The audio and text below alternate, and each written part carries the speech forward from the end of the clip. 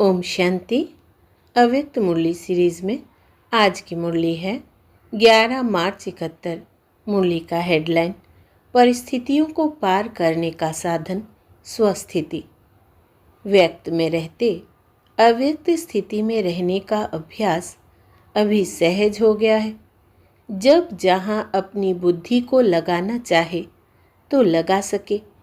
इसी अभ्यास को बढ़ाने के लिए अपने घर में अथवा भट्ठी में आते हो तो यहाँ के थोड़े समय का अनुभव सदा काल बनाने का प्रयत्न करना है। जैसे यहाँ भट्ठी व मधुबन में चलते फिरते अपने को अव्यक्त फरिश्ता समझते हो, वैसे कर्मक्षेत्र व सर्विस भूमि पर भी यह अभ्यास अपने साथ ही रखना है। एक बार का किया हुआ अनुभव कहाँ भी याद कर सकते हैं, तो यहाँ का अनुभव वहाँ भी याद रखने से व यहाँ की स्थिति में वहाँ भी स्थित रहने से बुद्धि को आदत पड़ जाएगी।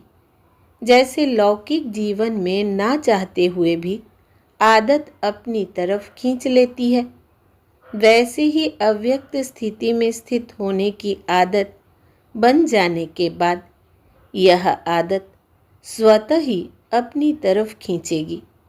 इतना पुरुषार्थ करते हुए कई ऐसी आत्माएं हैं जो अब भी यही कहती है कि मेरी आदत है, कमज़ोरी क्यों है, क्रोध क्यों किया, कोमल क्यों बने, कहेंगे मेरी आदत है। ऐसे जवाब अभी भी देते हैं। तो ऐसे ही यह स्थिति व इस अभ्यास की भी आदत बन जाए तो फिर ना चाहते हुए भी यह अव्यक्त स्थिति की आदत अपनी तरफ आकर्षित करेगी। यह आदत आपको अदालत में जाने से बचाएगी, समझा। जब बुरी बुरी आदतें अपना सकते हो तो क्या यह आदत नहीं डाल सकते हो? 2-4 बारी भी कोई बात प्रैक्टिकल में लाई जाती है तो प्रैक्टिकल में लाने से प्रैक्टिस हो जाती है। यहाँ इस भट्ठी में अथवा मधुबन में इस अभ्यास को प्रैक्टिकल में लाते हो ना। जब यहाँ प्रैक्टिकल में लाते हो और प्रैक्टिस हो जाती है तो वो प्रैक्टिस की हुई चीज़ क्या बन जानी चाहिए? नेचुरल और नेचर बन जानी चाहिए, समझा। जैसे कहते हैं ना, यह मेरी नेचर है, तो यह अभ्यास प्रैक्टिस से नेचुरल और नेचर बन जाना चाहिए। यह स्थिति जब नेचर बन जाएगी फिर क्या होगा? नेचुरल कैलेमिटीज़ हो जाएगी। आपकी नेचर ना बनने के कारण यह नेचुरल कैलेमिटीज़ रुकी हुई है, क्योंकि अगर सामना करने वाले अपने स्वस्थिति से उन परिस्थितियों को पार नहीं कर सकेंगे तो फिर वो परिस्थितियां आएंगी कैसे? सामना करने वाले अभी तैयार नहीं हैं, इसलिए यह पर्दा खुलने में देरी पड़ रही है। अभी तक इन पुरानी आदतों से, पुराने संस्कारों से, पुरानी बातों से, पुरानी दुनिया से, पुरानी देह के संबंधों से वैराग्य नहीं हुआ है।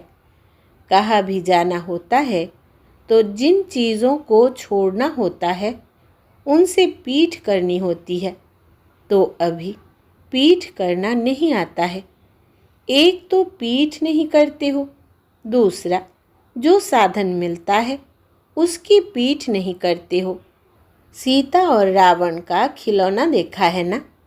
रावण की तरफ सीता क्या करती है? पीठ करती है ना। अगर पीठ कर दिया तो सहज ही उनके आकर्षण से बच जाएंगे, लेकिन पीठ नहीं करते हो। जैसे शमशान में जब नज़दीक पहुंचते हैं तो पैर उस तरफ और मुंह उस तरफ करते हैं ना, तो यह भी पीठ करना नहीं आता है। फिर मुंह उस तरफ कर लेते हैं, इसलिए आकर्षण में कहाँ फंस जाते हैं।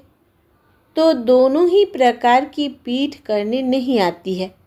माया बहुत आकर्षण करने के रूप रचती है, इसलिए ना चाहते हुए भी पीठ करने के बजाय आकर्षण में आ जाते हैं। उसी आकर्षण में पुरुषार्थ को भूल आगे बढ़ने को भूल रुक भी जाते हैं। तो क्या होगा? मंजिल पर पहुंचने में देरी हो जाएगी। कुमारों की भट्ठी है ना, तो कुमारों को यह खिलौना सामने रखना चाहिए। माया की तरफ मुंह कर लेते हैं। माया की तरफ मुंह करने से जो परीक्षाएं माया की तरफ से आती है उनका सामना नहीं कर सकते हैं। अगर उस तरफ मुंह ना करो तो माया की परिस्थितियों को मुंह दे सको, अर्थात सामना कर सको। समझा? कुमारों का सदा प्योर और सतोगुणी रहने का यादगार कौन सा है, मालूम है? सनत कुमार। उन्हों की विशेषता क्या दिखाते हैं? उन्हों को सदैव छोटा कुमार रूप ही दिखाते हैं। कहते हैं उन्हों की सदैव 5 वर्ष की आयु रहती है।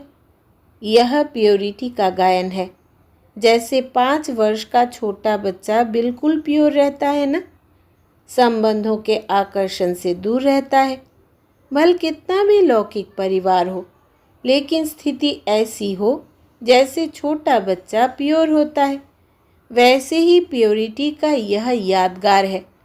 कुमार अर्थात पवित्र अवस्था, उसमें भी सिर्फ एक नहीं, संगठन दिखलाया है।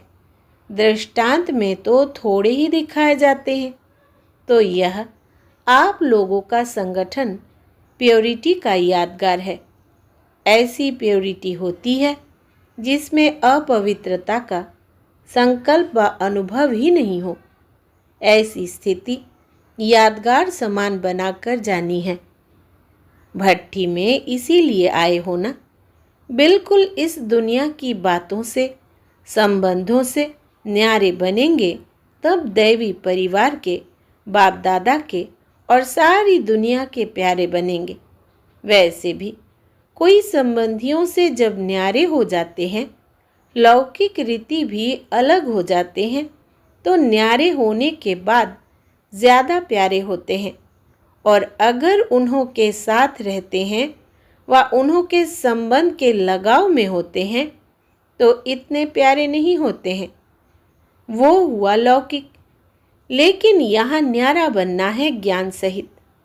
सिर्फ बाहर से न्यारा नहीं बनना है, मन का लगाव ना हो। जितना जितना न्यारा बनेंगे उतना उतना प्यारा अवश्य बनेंगे। जब अपनी देह से भी न्यारे हो जाते हो तो वो न्यारेपन की अवस्था अपने आप को भी प्यारी लगती है। ऐसा अनुभव कब किया है? जब अपनी न्यारेपन की अवस्था अपने को भी प्यारी लगती है तो लगाव से न्यारी अवस्था प्यारी नहीं लगेगी। जिस दिन देह में लगाव होता है, न्यारापन नहीं होता है, तो अपने आप को भी न्यारे नहीं लगते हो, परेशान होते हो। ऐसे ही बाहर के लगाव से अगर न्यारे नहीं होते हैं तो प्यारे बनने के बजाय परेशान होते हैं। यह अनुभव तो सभी को होगा। सिर्फ ऐसे ऐसे अनुभव सदाकाल नहीं बना सकते हो। ऐसा कोई है जिसने इस न्यारे और प्यारेपन का अनुभव नहीं किया हो? अपने को योगी कहलाते हो। जब अपने को सहज राजयोगी कहलाते हो तो यह अनुभव नहीं किया हो, यह हो नहीं सकता। नहीं तो यह टाइटल अपने को दे नहीं सकते हो। योगी अर्थात यह योग्यता है तब योगी है। नहीं तो फिर अपने परिचय में यह शब्द नहीं कह सकते हो कि हम सहज राजयोग की पढ़ाई के स्टूडेंट हैं। स्टूडेंट तो हो ना। स्टूडेंट को पढ़ाई का अनुभव ना हो, यह हो नहीं सकता। हाँ, यह ज़रूर है कि इस अनुभव को कहाँ तक सदाकाल बना सकते हो व अल्पकाल का अनुभव करते हो, यह फ़र्क हो सकता है। लेकिन जो पुराने स्टूडेंट हैं उन्हों का अनुभव अल्पकाल नहीं होना चाहिए। अगर अब तक अल्पकाल का ही अनुभव है तो फिर क्या होगा? संगम युग का वर्षा और भविष्य का वर्षा दोनों ही अल्प समय प्राप्त होगा, समझा। जो पूरा समय वर्षा प्राप्त करने का है वो नहीं कर सकेंगे, अल्प समय करेंगे, तो इसी में ही संतुष्ट हो क्या। आज कुमारों की भट्ठी का आरंभ है ना।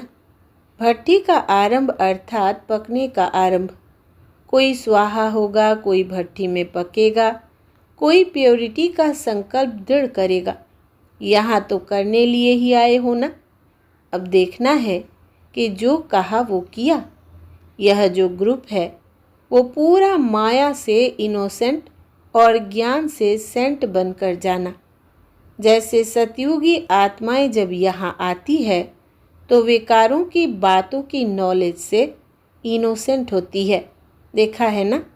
अपना याद आता है कि जब हम आत्माएं सतयुग में थी तो क्या थी, माया की नॉलेज से इनोसेंट थी। याद आता है। अपने वो संस्कार स्मृति में आते हैं, वह सुना हुआ है इसलिए समझते हो। जैसे अपने इस जन्म में बचपन की बातें स्पष्ट स्मृति में आती है, वैसे ही जो कल के आपके संस्कार थे वो कल के संस्कार आज के जीवन में संस्कारों के समान स्पष्ट स्मृति में आते हैं, वह स्मृति में लाना पड़ता है। जो समझते हैं कि हमारे सतयुगी संस्कार ऐसे ही मुझे स्पष्ट स्मृति में आते हैं जैसे इस जीवन के बचपन के संस्कार स्पष्ट स्मृति में आते हैं, वो हाथ उठाओ। वो स्पष्ट स्मृति में आना चाहिए। साकार रूप में ब्रह्मा बाप में स्पष्ट स्मृति में थे ना। यह स्मृति तब होगी जब अपने आत्मिक स्वरूप की स्मृति स्पष्ट और सदाकाल रहेगी, तो फिर यह स्मृति भी स्पष्ट और सदाकाल रहेगी। अभी आत्मिक स्थिति की स्मृति कब कब देह के पर्दे के अंदर छिप जाती है, इसलिए यह स्मृति भी पर्दे के अंदर दिखाई देती है, स्पष्ट नहीं दिखाई देती है। आत्मिक स्मृति स्पष्ट और बहुत समय रहने से अपना भविष्य वर्षा अथवा अपने भक्ति के संस्कार स्वरूप में सामने आएंगे। अपने चित्र में क्या दिखाया है, एक तरफ विकार भागते, दूसरी तरफ बुद्धि की स्मृति बाप और भविष्य प्राप्ति की तरफ। यह लक्ष्मी नारायण का चित्र दिखाया है ना। यह चित्र किसके लिए बनाया है, दूसरों के लिए या अपनी स्थिति के लिए। तो भविष्य संस्कारों को स्पष्ट स्मृति में लाने के लिए आत्मिक स्वरूप की स्मृति सदाकाल और स्पष्ट रहे। जैसे यह देह स्पष्ट दिखाई देती है, वैसे अपनी आत्मा का स्वरूप स्पष्ट दिखाई दे, अर्थात अनुभव में आए। तो अब कुमारों को क्या करना है, सेंट भी बनना है, इनोसेंट भी बनना है। सहज पढ़ाई है ना। 2 शब्द में आपका पूरा कोर्स हो जाएगा। यह छाप लगा कर जाना। कमज़ोरी परेशानी आदि इन बातों से बिल्कुल इनोसेंट। कमज़ोरी शब्द भी समाप्त होना है। इस ग्रुप का नाम कौन सा है, सिंप्लिसिटी और प्योरिटी में रहने वाला ग्रुप। जो सिंपल होता है वही ब्यूटीफुल होता है। सिंप्लिसिटी सिर्फ ड्रेस की नहीं लेकिन सभी बातों की। निरहंकारी बनना अर्थात सिंपल बनना। निर्क्रोधी अर्थात सिंपल, निर्लोभी अर्थात सिंपल। यह सिंप्लिसिटी प्योरिटी का साधन है। अच्छा, स्लोगन क्या याद रखेंगे, कुमार जो चाहे सो कर सकते हैं। जो भी बातें कहो वो पहले करेंगे, दिखाएंगे, फिर कहेंगे। पहले कहेंगे नहीं, पहले करेंगे, दिखाएंगे, फिर कहेंगे। यह स्लोगन सदा याद रखना। अच्छा, पूरी मुरली में से विशेष बात, जितना जितना न्यारा बनेंगे उतना उतना प्यारा अवश्य बनेंगे। जब अपनी देह से भी न्यारे हो जाते हो तो वो न्यारेपन की अवस्था अपने आप को भी प्यारी लगती है। अच्छा, ओम शांति।